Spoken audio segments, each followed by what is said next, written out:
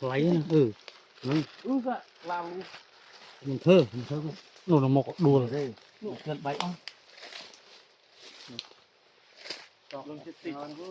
nè đi đùa vào đây rồi mà nào giúp ăn chưa Nih.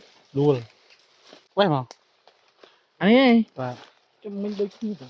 thế à nên mình sao trường về nó rồi trời vậy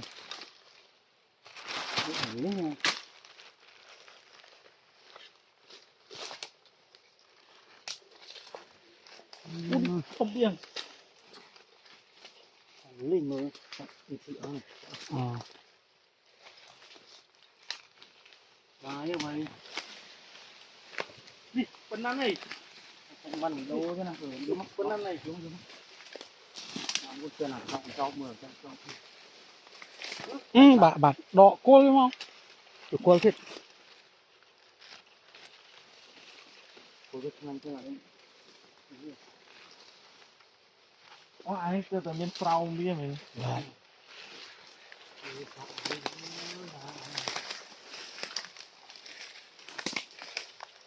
đó là vì ngày mau muốn em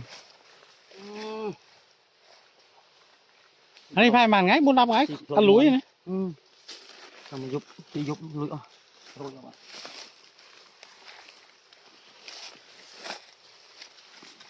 ba để một đầu thôi một lần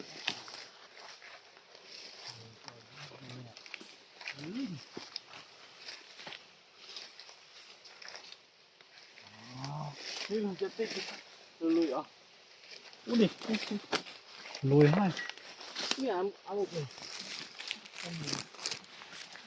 mình đến lắm Mai ăn lên trao.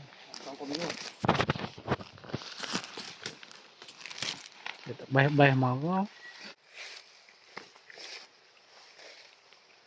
đồng chí chụp bộ coi mới tập